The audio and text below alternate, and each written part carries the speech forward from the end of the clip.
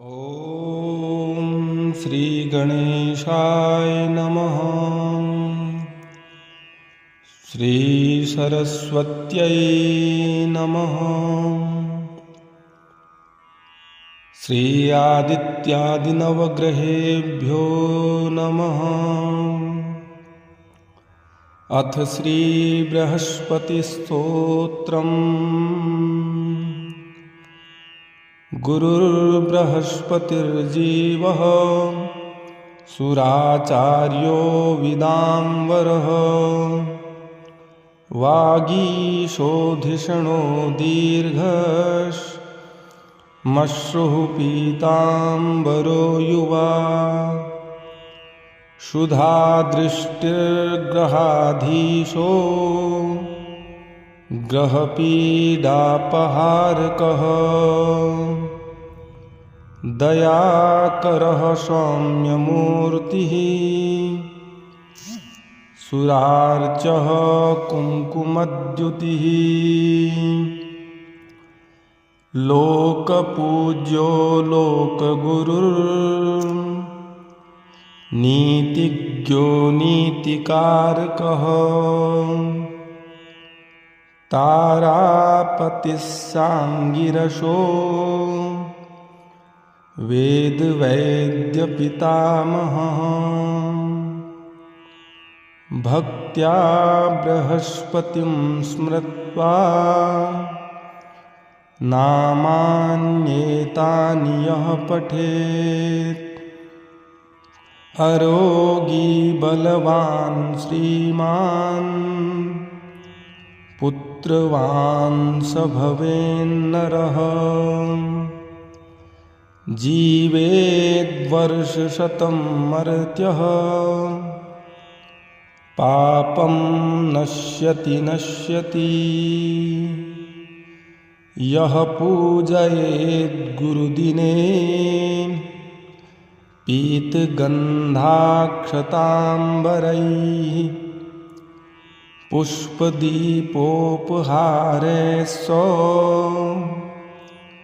पूजयित्वा बृहस्पतिं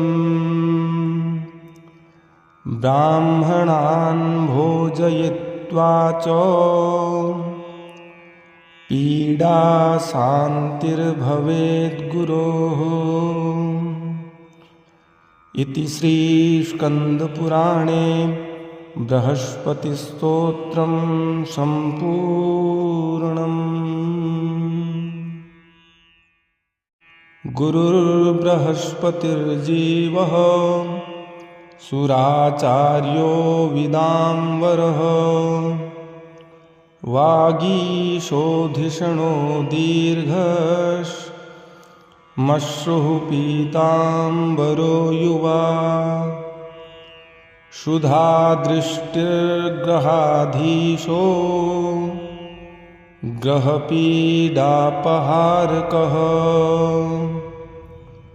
दयाकरः सौम्यमूर्तिः सुरार्चः कुङ्कुमद्युतिः लोकपूज्यो लोकगुरुर्नीतिज्ञो नीतिकारकः तारापतिः सांगिरसो वेदवैद्यपितामहः भक्त्या बृहस्पतिं स्मृत्वा नामान्येतानि यः पठेत् अरोगी बलवान् श्रीमान् पुत्रवान् स भवेन्नरः जीवेद्वर्षशतं मर्त्यः पापं नश्यति यः पूजयेद्गुरुदिने पीतगन्धाक्षताम्बरैः पुष्पदीपोपहारैः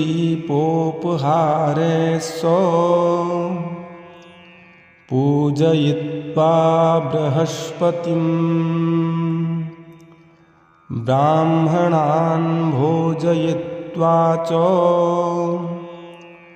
पीडा शान्तिर्भवेद्गुरोः। इति श्रीस्कन्दपुराणे बृहस्पतिस्तोत्रं सम्पूर्णम्। गुरुर्बृहस्पतिर्जीवः सुराचार्यो विदाम्बरः वागीशोधिषणो दीर्घश्मश्रुः पीताम्बरो युवा क्षुधादृष्टिर्ग्रहाधीशो ग्रहपीडापहारकः दयाकरः सौम्यमूर्तिः सुरार्चः कुङ्कुमद्युतिः लोकपूज्यो लोकगुरुर्नीतिज्ञो नीतिकारकः तारापतिः साङ्गिरसो वेदवैद्यपितामहः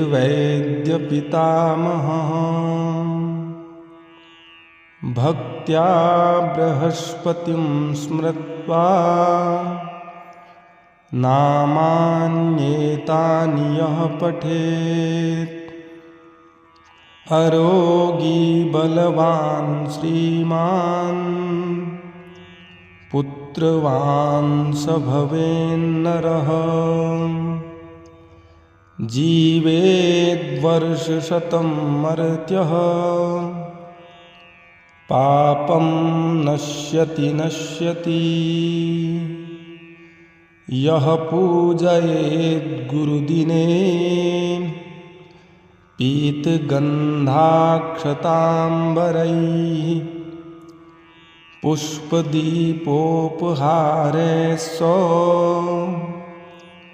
पूजयित्वा बृहस्पतिं ब्राह्मणान् भोजयित्वा च पीडा शान्तिर्भवेद्गुरोः। इति श्रीस्कन्दपुराणे बृहस्पतिस्तोत्रं सम्पूर्णम्। गुरुर्बृहस्पतिर्जीवः सुराचार्यो विदाम्बरः वागीशोधिषणो दीर्घश्मश्रुः पीताम्बरो युवा क्षुधादृष्टिर्ग्रहाधीशो ग्रहपीडापहारकः दयाकरः सौम्यमूर्तिः सुरार्चः कुङ्कुमद्युतिः लोकपूज्यो लोकगुरुर्नीतिज्ञो नीतिकारकः तारापतिः साङ्गिरसो वेदवैद्यपितामहः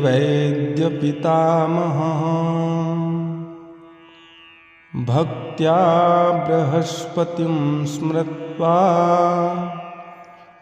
नामान्येतानि यः पठेत् अरोगी बलवान् श्रीमान् पुत्रवान् स भवेन्नरः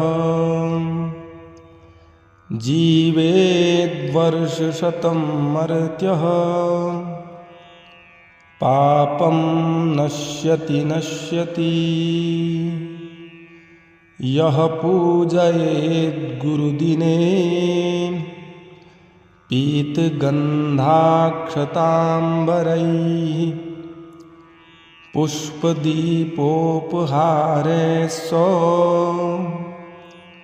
पूजयित्वा बृहस्पतिं ब्राह्मणान् भोजयित्वा च पीडा शान्तिर्भवेद्गुरोः। इति श्रीस्कन्दपुराणे बृहस्पतिस्तोत्रं सम्पूर्णम्। गुरुर्बृहस्पतिर्जीवः सुराचार्यो विदाम्बरः वागीशोधिषणो दीर्घश्मश्रुः पीताम्बरो युवा क्षुधादृष्टिर्ग्रहाधीशो ग्रहपीडापहारकः दयाकरः सौम्यमूर्तिः सुरार्चः कुङ्कुमद्युतिः लोकपूज्यो लोकगुरुर्नीतिज्ञो नीतिकारकः तारापतिः साङ्गिरसो वेदवैद्यपितामहः भक्त्या बृहस्पतिं स्मृत्वा नामान्येतानि यः पठेत् अरोगी बलवान् श्रीमान् पुत्रवान् स भवेन्नरः जीवेद्वर्षशतं मर्त्यः पापं नश्यति नश्यति यः पूजयेद्गुरुदिने पीतगन्धाक्षताम्बरैः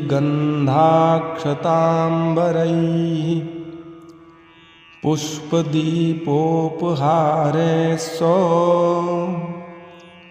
पूजयित्वा बृहस्पतिं ब्राह्मणान् भोजयित्वा च पीडा शान्तिर्भवेद्गुरोः। इति श्रीस्कन्दपुराणे बृहस्पतिस्तोत्रं सम्पूर्णम्। गुरुर्बृहस्पतिर्जीवः सुराचार्यो विदाम्बरः वागीशोधिषणो दीर्घश्मश्रुः पीताम्बरो युवा क्षुधादृष्टिर्ग्रहाधीशो ग्रहपीडापहारकः दयाकरः सौम्यमूर्तिः सुरार्चः कुङ्कुमद्युतिः लोकपूज्यो लोकगुरुर्नीतिज्ञो नीतिकारकः तारापतिः साङ्गिरसो वेदवैद्यपितामहः भक्त्या बृहस्पतिं स्मृत्वा नामान्येतानि यः पठेत् अरोगी बलवान् श्रीमान् पुत्रवान् स भवेन्नरः जीवेद्वर्षशतं मर्त्यः पापं नश्यति नश्यति यः पूजयेद्गुरुदिने पीतगन्धाक्षताम्बरैः पुष्पदीपोपहारैः स पूजयित्वा बृहस्पतिं ब्राह्मणान् भोजयित्वा च पीडा शान्तिर्भवेद्गुरोः। इति श्रीस्कन्दपुराणे बृहस्पतिस्तोत्रं सम्पूर्णम्। गुरुर्बृहस्पतिर्जीवः सुराचार्यो विदाम्बरः वागीशोधिषणो दीर्घश्मश्रुः पीताम्बरो युवा क्षुधादृष्टिर्ग्रहाधीशो ग्रहपीडापहारकः दयाकरः सौम्यमूर्तिः सुरार्चः कुङ्कुमद्युतिः लोकपूज्यो लोकगुरुर्नीतिज्ञो नीतिकारकः तारापतिः साङ्गिरसो वेदवैद्यपितामहः भक्त्या बृहस्पतिं स्मृत्वा नामान्येतानि यः पठेत् अरोगी बलवान् श्रीमान् पुत्रवान् स भवेन्नरः जीवेद्वर्षशतं मर्त्यः पापं नश्यति यः पूजयेद्गुरुदिने पीतगन्धाक्षताम्बरैः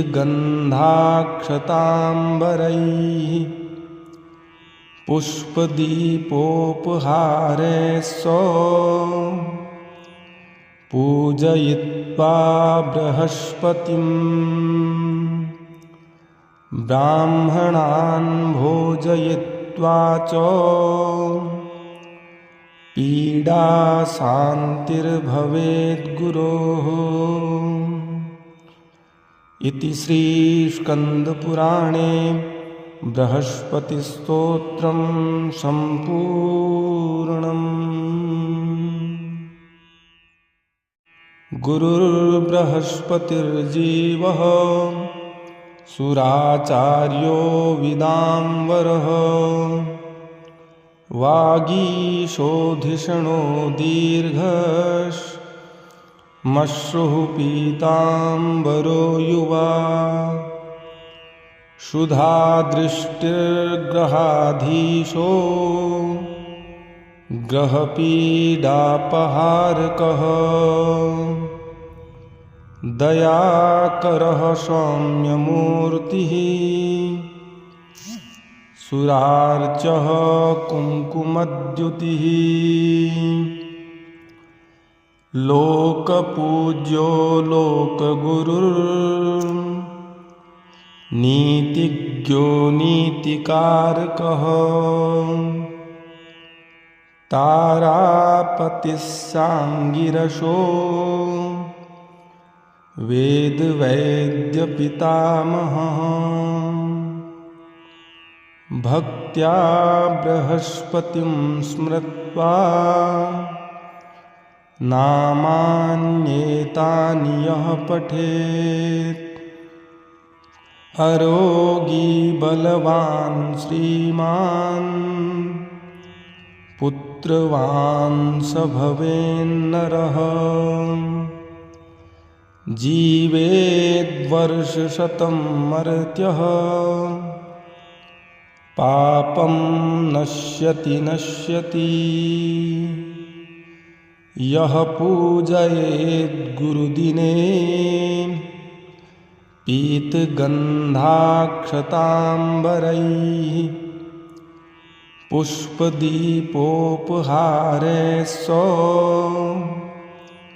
पूजयित्वा बृहस्पतिं ब्राह्मणान् भोजयित्वा च पीडा शान्तिर्भवेद्गुरोः। इति श्रीस्कन्दपुराणे बृहस्पतिस्तोत्रं सम्पूर्णम्।